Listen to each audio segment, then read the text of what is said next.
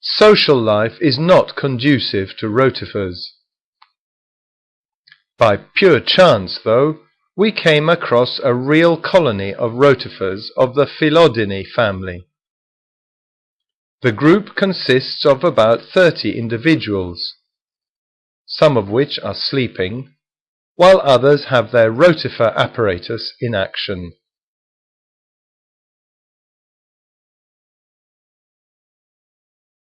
Some floscularia live in shells which these tiny animals construct for themselves, using small particles of detritus which they attract by moving their cilia, and which we see here swirling around this worker while he busies himself with construction.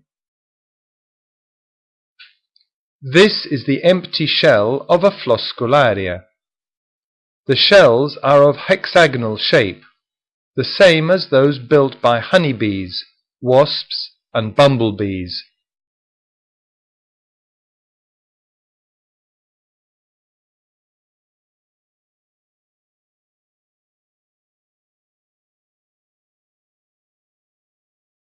This, for example, is a perfect construction which I came across, luckily uninhabited.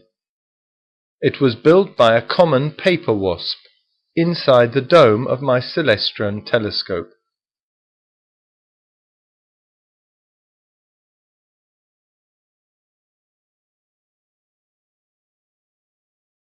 This spectacular image is not of a peacock's tail, but that of an annelid, a marine giant, all of 3 millimeters long.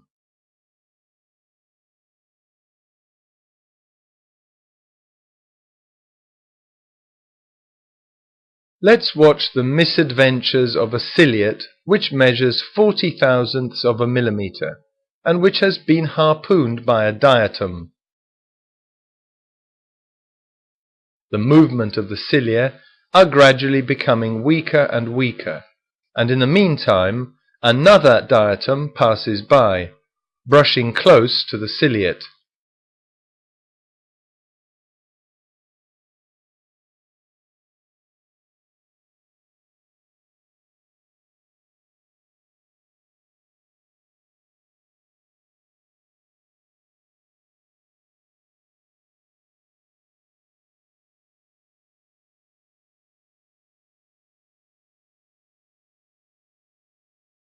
A few seconds later, we can watch the rapid disintegration of this tiny animal, as shown in this sequence of real-time images.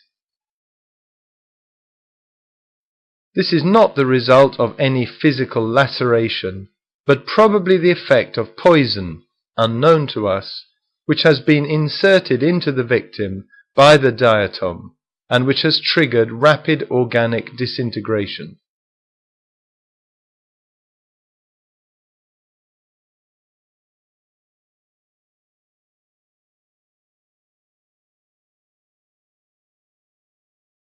This rotifer measures less than a millimeter and belongs to the Coloteca genus.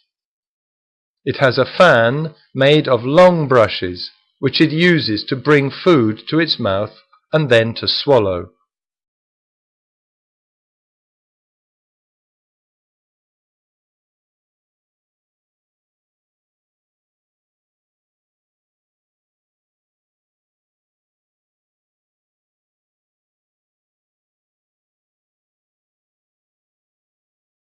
The banqueter's stomach is now full, and so it brings up part of the food that it has just eaten. Now let's watch the misadventures of one of its newborn offspring, a misadventure which luckily has a happy ending. Next to its mother are 5 embryos. One of them hatches and immediately sets off.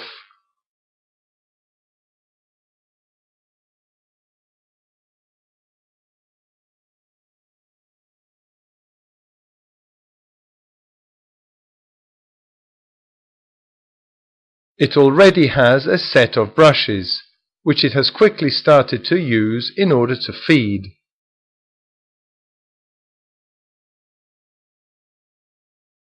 Meanwhile, the mother's own brushy fan has opened up threateningly.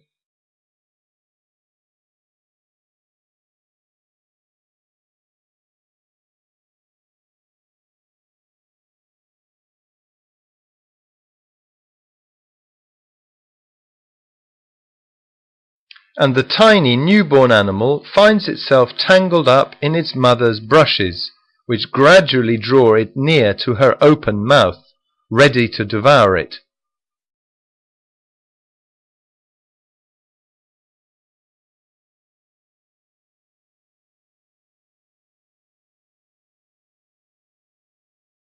But luckily the danger passes, and the little creature manages in the end to get away, albeit with some difficulty.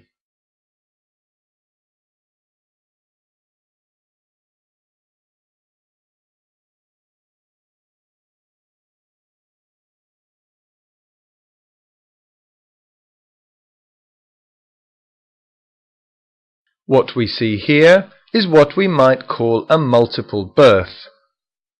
Two embryos are embedded in a sac, measuring about 1/10 of a millimeter.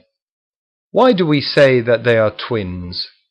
The two embryos do not communicate with each other, since they are separated by an amniotic membrane. Moreover, within the sphere, the movements inside the two compartments are quite independent.